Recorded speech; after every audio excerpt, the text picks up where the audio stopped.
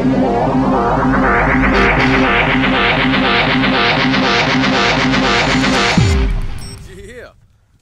ain't nobody dope as me. I'm just so fresh, so fresh. Oh yeah, I'm on my way to my BJJ training. So why not do a prediction of Strikeforce heavyweight tournament? Hey, it gives me the vibe of the Prix days, you know, when Fedor, Krokop, Nogueira, you know, all of them guys fought each other in the tournament. You know, Shogun, he became Shogun in the tournament, not in the heavyweight tournament, in the middleweight tournament, but oh, new stars can be born. But my question is, who do you think will win it? Do you think Fedor, the last emperor, will take it? Do you think Overreem, the big buffed up muscle guy, the K1 champ, will take it? Or do you think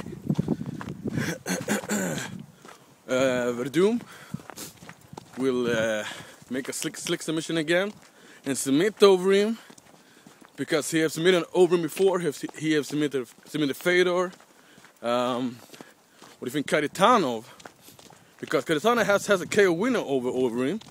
So it can be pretty exciting. So log on to UFCevent.net and vote. And I'm gonna break it down for you. Yeah! The tournament for the big boys. Strikeforce heavyweight tournament. One punch, go all over. What's your thoughts about the tournament? Write a comment. I hope you logged on to UFCevent.net and voted. For now, people think that Fedor's gonna win. Second place, Alistair Overeem. But it's actually hard to say because we have Josh Barnett on the other bracket. You know Josh Barnett. Yes, I said it. Josh Barnett. If you don't remember, Josh Barnett was actually the youngest UFC heavyweight. He was the guy who bitch slapped Randy Couture and said, "You are too small, get the fuck out of here." He got 5 losses. 3 of them is to Mikko Krokop. You know, Styles Manx fight, and Mikko Krokop got Josh Barnett's number. Then he only got 2 losses. One of them was to Nogueira, when Nogueira was the man. He actually beat Nogueira. And I remember when Nogueira had Josh Barnett in a straight armbar. And one of the defense moves you can do, if this is your back and this is your stomach, you swing up your legs and then you turn around and then you get out of it. But it's hard to do. He did it and he got out of it. And he actually caught Nogueira in a crazy guillotine. I was like, damn, he's gonna submit him. But Nogueira, he was close to blackout, but he got out of it. So like, think of Randy Couture, a bigger Randy Couture, you know, who can amplify great game plans, better striking, better submissions, and younger. That's Josh Barnett. And the thing is, Josh Barnett is on the other side of the bracket of this tournament, you know, with Kharitonov, Andrei Arlovsky, and that big black dude with the mohawk. And I believe that he, you know, once people was talking about Josh Barnett like he's the only guy who can beat Fedor. And I actually believe that Josh Barnett is going to be in the final. But against who? That's the question. This tournament actually makes sense because good matchups. You know, some people wonder, but why is Fedor, Silva, Overeem, and Werdum on one side of the bracket, and Kharitonov, Josh Barnett, Bigfoot Silva, and what is his name? Brett Rogers. Thank you. Why are they on different sides? I'm gonna explain to you why.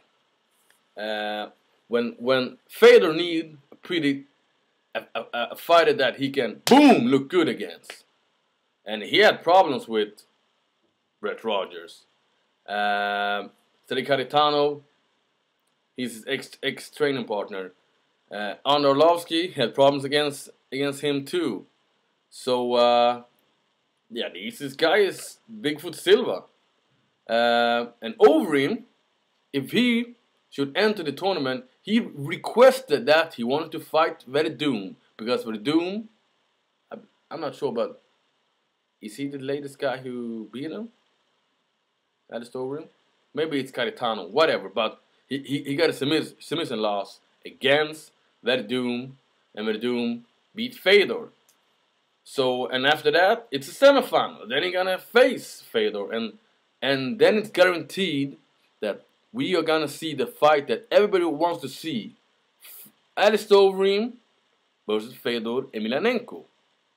Easy, but it is a tournament, and anything can actually happen in a tournament. Someone can get injured. Someone can like slip on a banana shield and land in his neck. Whatever. Do you remember when Jake Shield was leaving Strikeforce, and they brought in Dan Henderson to like take the belt and they could pump it up? What happened? Yeah, you know what happened. Jake Shield kicked Dan Henderson's ass. So my prediction is Fedor versus Silva. Bigfoot Silva is a big, heavy dude. Black belt in BJJ. Pretty heavy-handed. Some cardio issue. Everybody knows about Fedor. You know, he ain't getting younger, and I actually believe that he have reached a plateau. He ain't getting better, but you know, he still is a top 10 heavyweight, and he's so explosive.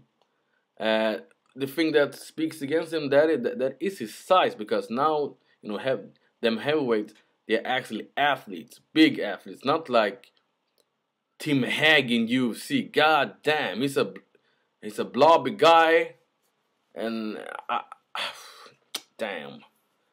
But Fedor, either KO in the first round or a decision. So Fedor takes this pretty easy. Alright. Werdum, the guy who submitted the unicorn, Fedor Emelianenko, the legend of MMA, the guy who can't be beaten, but you know, everybody's human. But Werdum actually got a ship on his back. Everybody wants to beat him because they think that they can beat him, but you know, he's the guy who beat him, Fedor. But Werdum, he's no slouch. His latest loss was to Junior Dos Santos, and you know what Junior Dos Santos is. You know, he was planned to face Cain Velasquez for the belt, but then Cain Velasquez got injured. But you know, he have beating Mike Kyle and Antonio Bigfoot Silva. He beaten Alexander Emelianenko, Gabriel Gonzaga. You know, he have beaten a lot of good fighters. 9-fight winning streak. The thing is, now he's facing, the first time for a long time, he's facing a good ground guy. And Alistair Overeem actually used to use his strength and take people down. If he gets sloppy on the ground, he can get submitted again. So if you play it smart, just tag him. Fight like it was a K1 bout. Don't go down to the ground, because that's Werdum's only chance, you know. And he's like the best submission guy in the heavyweight division. Period. It doesn't matter if it isn't in Dream, in UFC, whatever. You know, he is a BJJ champ. He is submission wrestling champ. You know, he's done it all. But my prediction: Alistair Overeem will TKO Werdum 2 minutes into the first round. And but I'm actually gonna be nervous, because Werdum got the chance, because it's all up to the game plan. Hey, I almost forgot. Kharitonov versus the Pitbull, Andrei Arlovsky. Two great strikers. Kharitonov was the guy who was in K1, but I actually believe that Andrei Arlovsky is a better boxer. The thing is, In pure striking, in MMA striking, I actually believe that Kharitonov could take this. But Kharitonov thinks that he's bad when someone takes him down.